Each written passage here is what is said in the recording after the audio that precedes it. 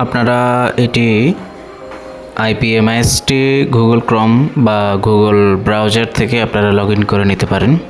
তো আমি আমার গুগল ব্রাউজার থেকে আমি আইপিএমআইএসটি লগ ইন করে নিচ্ছি।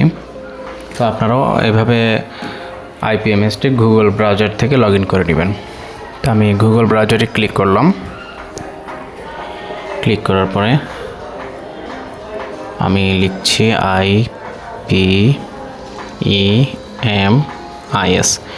আইপিএমএস লিখে আপনি নিচে দুটি অপশন দেখতে পাচ্ছেন।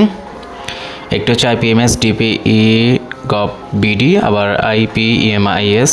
দুইটিতে যে কোনো একটি লগ ইন করলেই হয়ে যাবে, আপনি যে কোনো একটি লগ ইন করতে পারেন। তা আমি উপরেরটি লগ ইন করে নিলাম। এরপরে আমাদের এই ইন্টারফেসটি আসবে, সেখানে আইপিএমআইএস এই যে সাইটটি রয়েছে আপনার এই সাইটটিতে ক্লিক করতে পারেন, বা আইপিএমএস সিস্টেম যেটি রয়েছে সেটিতেও করতে। তো আমি আইপিএমআইএসে ক্লিক করে নিলাম। তারপরে আমরা এখানে ইউজার আইডি এবং পাসওয়ার্ড দিব। এই জায়গাটি একটু প্রত্যেকে মনোযোগ দিয়ে খেয়াল করবেন। আপনাদের প্রধান শিক্ষক আপনাদের কিন্তু এই মোবাইল নাম্বার দিয়ে এই আইডিটি করেছে, তাই প্রত্যেকের প্রধান শিক্ষকের আছে তার মানে মোবাইল নাম্বারটি রয়েছে, সেই মোবাইল নাম্বারটি দিবেন। তো আমি এখানে একটি মোবাইল নাম্বার দিচ্ছি, এটা হচ্ছে আমাদের একজন সহকারী শিক্ষকের।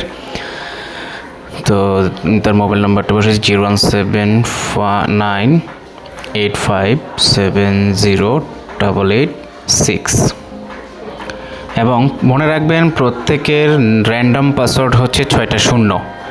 আমি আবারও বলছি, প্রত্যেক সহকারী শিক্ষকের প্রথম অবস্থায় র্যান্ডমলি পাসওয়ার্ড থাকবে 6টা শূন্য। তো আমি 6টি শূন্য দেখেন, 6টা শূন্য দিয়ে আমি লগ ইন করে নিচ্ছি, সাইন ইন করে নিচ্ছি। তো আমি সর্বপ্রথমে 6টা, প্রত্যেকেরই কিন্তু পাসওয়ার্ড 6টা শূন্য হবে। অনেকেই বুঝতে পারে না যে আমি কীভাবে লগ ইন করবো।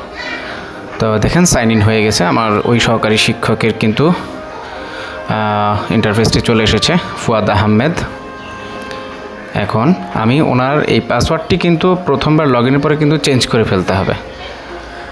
তো আমি এই যে নিচে যে দেখতে পাচ্ছেন শুরু করুন, এই শুরু করুনে ক্লিক করুন। এখানে কিছু ধাপ রয়েছে, সেটি একটু মনোযোগ দিয়ে খেয়াল করবেন।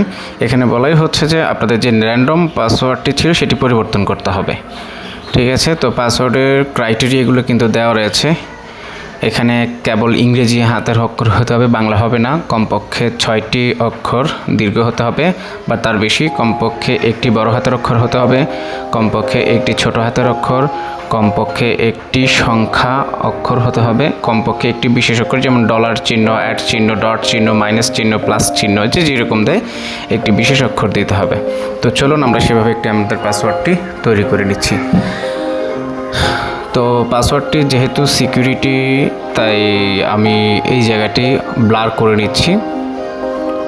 তো আমি এই জায়গাটি ব্লার করে দেওয়ার মূল কারণ হচ্ছে যেহেতু এটি একটি পাসওয়ার্ড হচ্ছে, আমি আমার পাসওয়ার্ডটি তো নতুন পাসওয়ার্ড তৈরি করে নিচ্ছি। পাসওয়ার্ডটি দিলাম। সেমভাবে আপনারা একবার নতুন পাসওয়ার্ড দিবেন আর তার পরবর্তীতে আবারও পুনরায় পাসওয়ার্ড দিবেন। আমি একটি বিশেষ অক্ষর দিচ্ছি।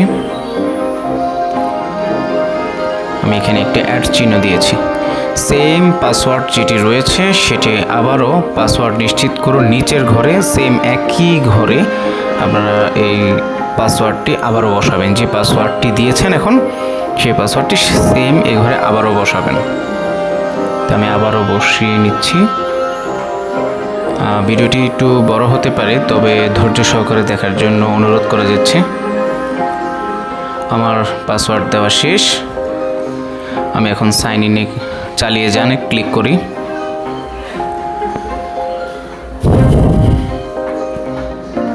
নিচে দেখুন চালিয়ে যান অপশন রয়েছে।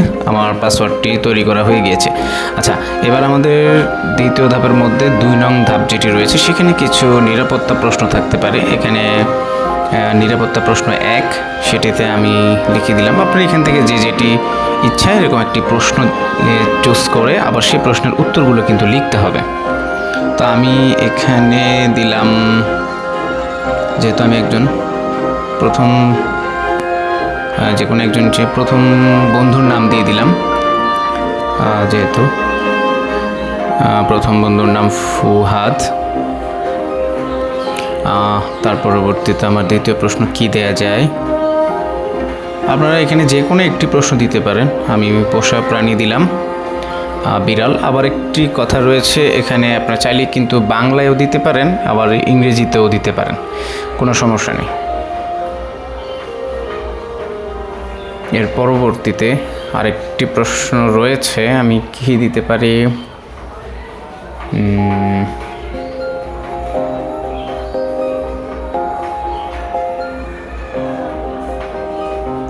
আমি শিক্ষকের নাম দিয়ে দিলাম এখানে,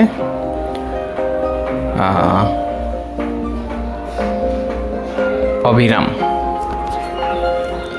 এর পরবর্তীতে জমা দিন, তাহলেই আপনাদের কাজ সম্পূর্ণ হয়ে যাবে। নিচে দেখতে পাচ্ছেন আপনার জমা দিন অপশনটি রয়েছে, তো আমি জমা দিনে ক্লিক করে দিলাম। এখন দেখুন আপনি এখন ব্যবহারের জন্য প্রস্তুত। অনেকেই কিন্তু জানে না যে কিভাবে লগ ইন করবো।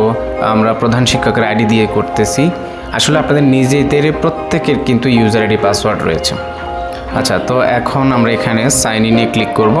সাইন ইনে ক্লিক করার পর আমাদেরকে নতুন ইউজার আইডি পাসওয়ার্ডটি চাইবে। তো আমার এখানে আমি আবার পুনরায় এই ইউজার আইডি পাসওয়ার্ডটি বসিয়ে দিচ্ছি।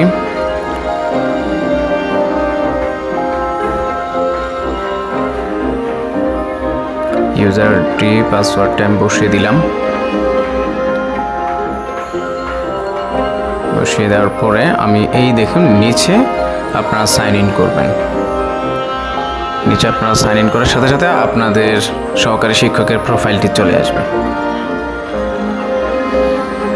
এই দেখুন আমাদের শিক্ষকের প্রোফাইলটি কিন্তু চলে এসেছে। তো এভাবেই কিন্তু আপনারা আপনাদের প্রত্যেকের সহকারী শিক্ষকের ইউজার আইডি পাসওয়ার্ডটি আপনারা পেতে পারেন। তো ভিডিওটি যদি ভালো লাগে তাহলে শেয়ার করবেন এবং পাশে থাকবেন। সকলকে ধন্যবাদ জানাচ্ছি। আসসালামু আলাইকুম ওয়া রাহমাতুল্লাহি ওয়া বারাকাতুহু।